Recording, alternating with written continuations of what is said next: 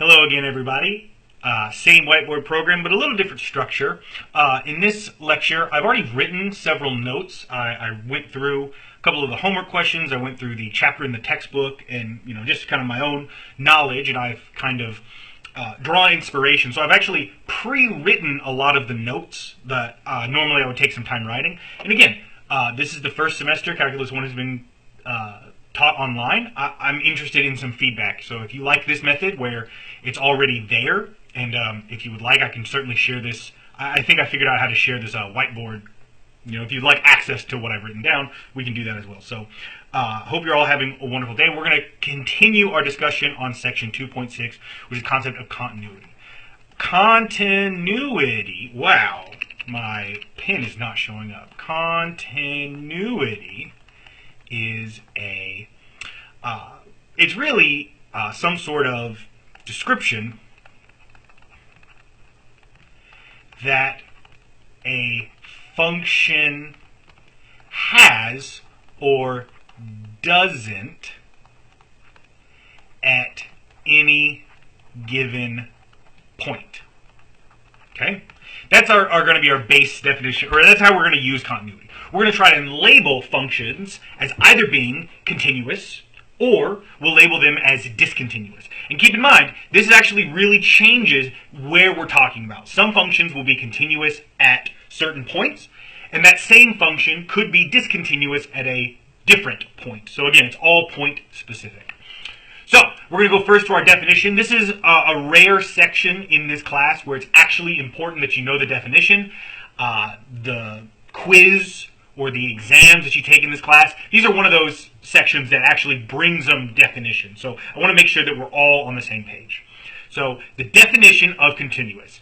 A function is continuous at the point x equals a if all of the following values are met. And actually, I want to just use some highlighting. So first of all, f of a exists. In order for a function to be continuous, you have to be able to evaluate it at a given point.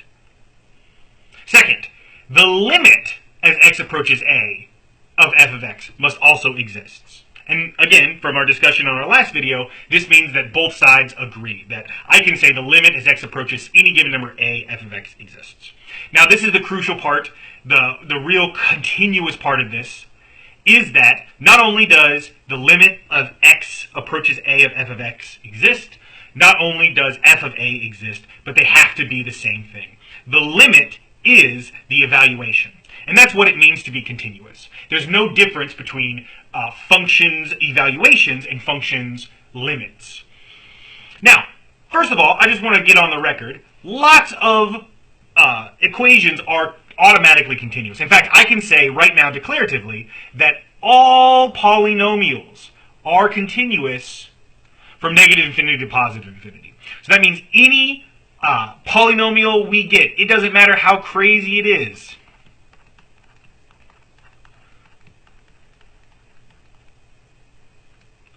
still continuous. The limit as x approaches a, I will get a meaningful answer, and it's also going to be the exact same thing as if I plugged in f of a. So where do more interesting functions come about? Well, what if we have some sort of maybe a piecewise function right here?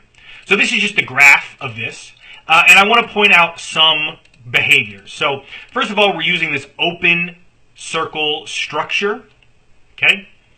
And so you can see at x equals 1, because we have this open circle with no closed circle, f of 1 does not exist. F of x is going to be discontinuous here. It's also discontinuous here at the exact same for the exact same reasons.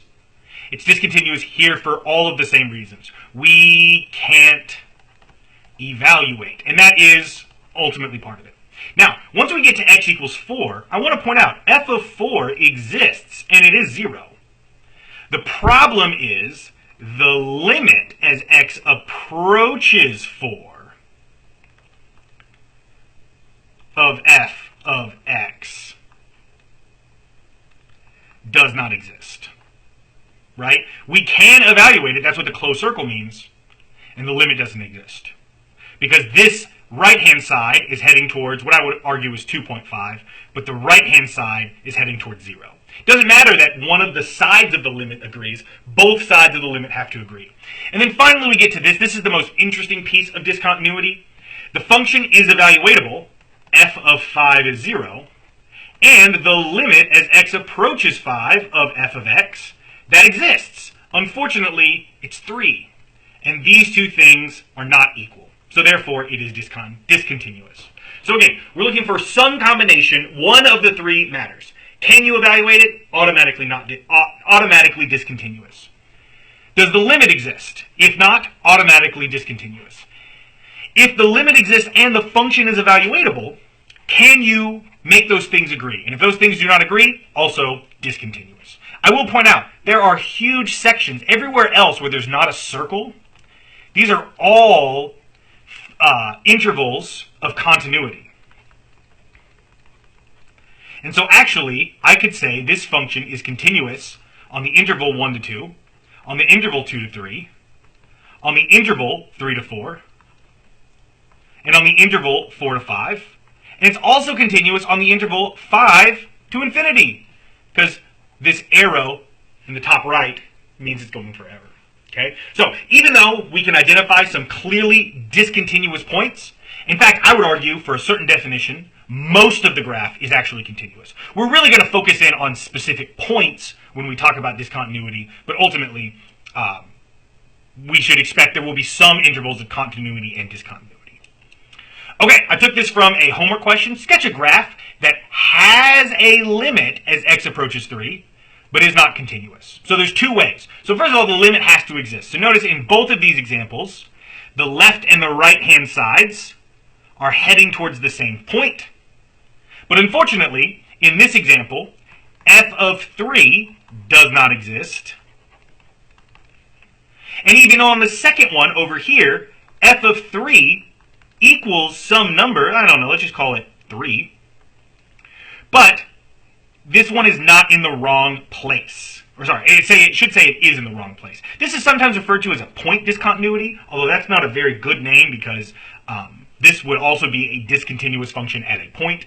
But this sort of like distance between where we expect the function to behave and where that point is seems different.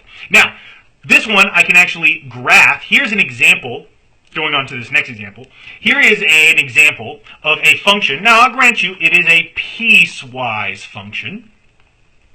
But it's a piecewise function that is either continuous or discontinuous at f(x) equals 11. So again, how do we know? We're just going to type in. So f of 11, if x equals 11, f of x equals 9.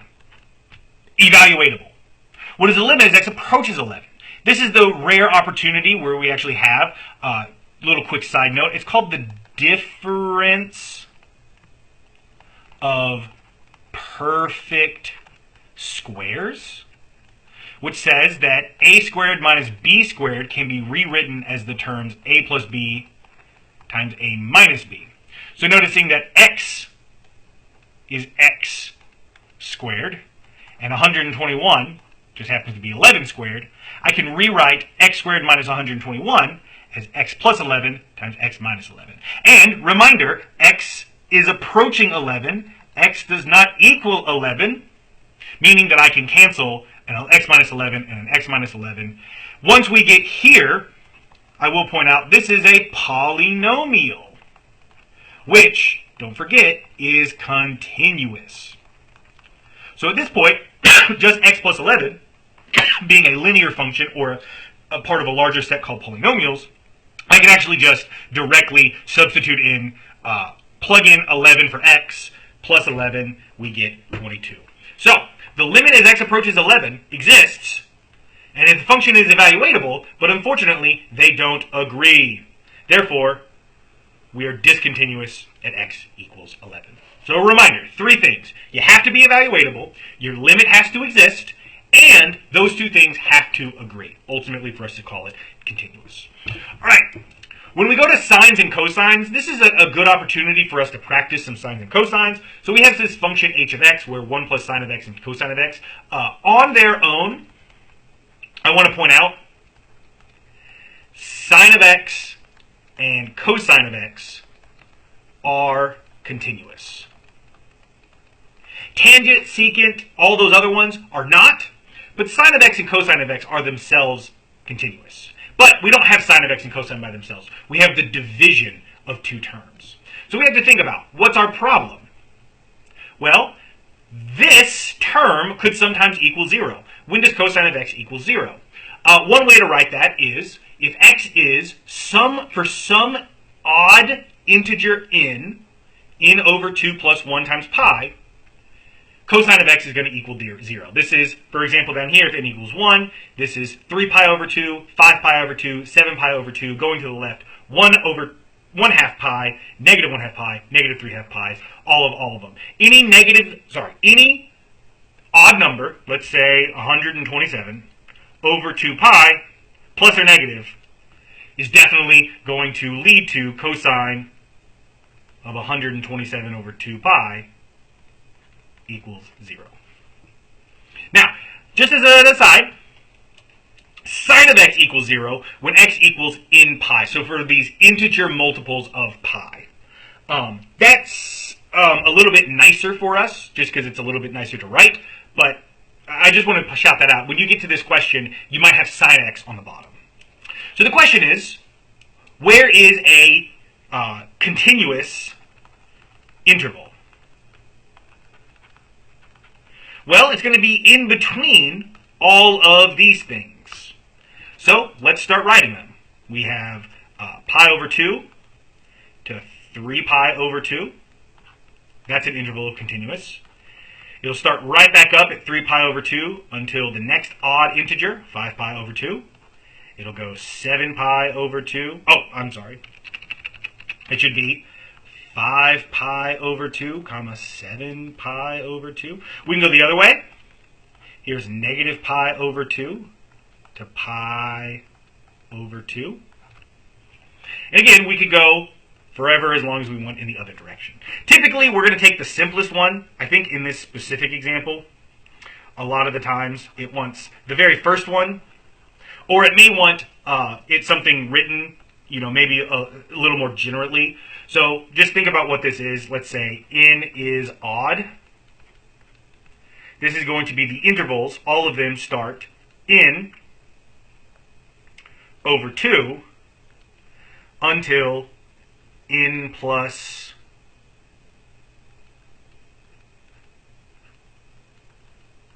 n over 2 plus 1 pi over 2. So here's an example of writing that. There's lots of ways you could write that, but typically we like these because it has the simplest numbers. Now, otherwise it is continuous. So if we try to do the limit as x approaches 5 pi over 3, we just have to ask ourselves, is 5 pi over 3, is that one of these discontinuous points? Or is it in between? Is it on one of these intervals of continuity? And the answer actually is yes. In fact, I think it's actually on the next one. I think it's going to be on 7 pi over 2 until 9 pi over 2. I think 5/3 pi is going to be between there. But I might be wrong. Wouldn't surprise me. Actually, it might be here. Regardless, the idea is, if we know all the places it's discontinuous, then everything else has to be a place of continuity. And remember, for continuity, as long as you're continuous, you can replace a limit, which is plug in. So all we do is we plug in for 5 pi over 3. We plug in to sine and cosine. We get our numbers. Again, this was coming from the unit circle. And if you kind of work it down, you get 2 minus the square root of 3. And I mean, some students have emailed me asking, does this work? Yes, it does work. And MyLabs is smart enough to know that these two things are the same. So it's never a question of, are you algebraically equivalent? If it says that you're wrong, it's checked all the other types of things that you could have. So just understand that. All right, we're actually going to introduce a second definition. And this is a really, really important definition. It talks a lot. It's one of the more, groundbreaking results of calculus. And it seems very obvious, but we have to lay some groundworks. So we call it the intermediate value theorem. And it's the central idea. Actually, this is a chance maybe for me to do my, ooh, look at that. Oh, man, that's such a cool, oh, the intermediate value theorem. Okay, also going to be written as the IVT. So, what do we need? First of all, we need f to be continuous on an interval. Okay? And we need L to be some number in between the evaluations of that interval. Okay? Now, if we have all of those things, f is continuous on an interval, for any L in between those evaluations, we can be confident there exists at least one. Notice we're not talking about uniqueness. There could be 100, there could be a billion, there could be one, but there is at least one C, a constant number, in between A and B, such that we can choose that output L has that input C. So, intermediate value theorem. If L is an output value in between f of A and f of B, and f is continuous on A and B, then there is guaranteed at least one input that leads to that output. Okay? A way to sum this up, continuous graphs are what we might call connected. Now, I don't really want to use that word going further because that actually has some higher topological meaning, but right now, we need to think about as continuous graphs are connected. And here's the picture that I wrote down here. So, let's look at this function f of x equals x plus 2x plus e to the 2x on the interval -1 to 0. So the first question is it continuous? And the answer is yes. There is no x that makes this discontinuous. And really, you can know that because there's no division. Really, division is what causes a lot of these discontinuities. Okay? Now, if we plug in f of -1 and f of 0, notice for f of -1, we get this approximate negative answer. And for f of 0, it's a little bit easier. We're going to get 1. Okay? Let's take you over here. So right here, this is f of -1 is negative. And up here, a little bit harder to see, f of 0 is positive. Well, I know, I am guaranteed that this graph is continuous. Therefore, I have to connect this dot with this dot. And there's simply no connection that doesn't cross through this x equals 0. It has to cross somewhere if it is continuous. Now notice, it does it multiple times, but ultimately I'm guaranteed at least 1. This tells me, and what I want you to gather from this, and what the takeaway is what does the IVT theorem tell me here? There exists a x equals c where c is between 0 and -1, where f of c equals 0. And I really should specify at least 1. And this tells me that I need to go after that. And this tells me, hey, I know that if you evaluate less than 0 on the left side or greater than 0 on the right side, and this could also switch. You know, if I was starting up here and connected to something down here, it means I have to travel through it if I am continuous. What if you're not continuous? Okay, well, what if we have a function? I mean, this is a very contrived sort of example, but maybe we have a function that at -1 is something negative, and at 0 is something, actually, and I want to switch these just because we're not beholden to those things. So let's say this is f of 2, where negative f of 2 is less than 0. Here's 9. Notice f of 9 is greater than 0. But let's say we're not continuous. Then maybe the function has a vertical asymptote, and it starts right back up, and it continues. So notice, no crossing, but it's also, let's call this point 4, but it's also discontinuous at x equals 4. Mostly because the limit doesn't exist, or rather, the limit is infinite.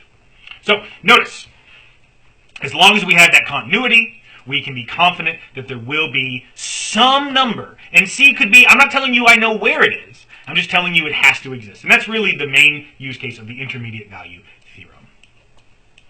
Okay. I want to give you guys a bonus point opportunity. Anytime that I can think of something relevant to the class or just something outside, I'm going to give you guys some bonus point opportunities. Maybe you want to use them. I specifically want to talk about something called the bisection method. It's a numerical scheme to find some root, and it's based on the intermediate value theorem. So send me an email.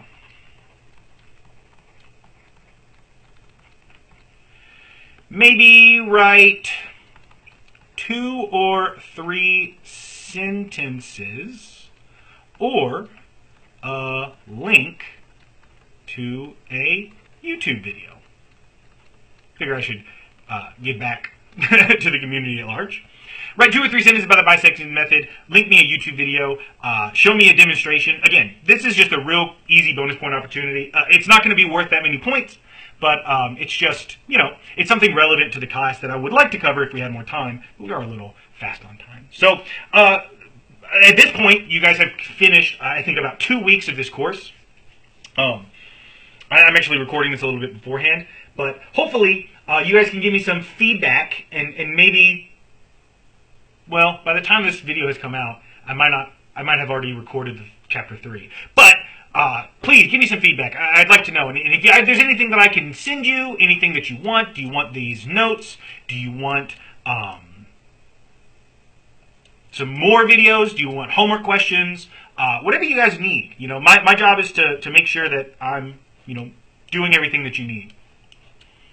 So please let me know, and I hope to hear from you guys soon. So timeline on this, let's say by, okay, let me think.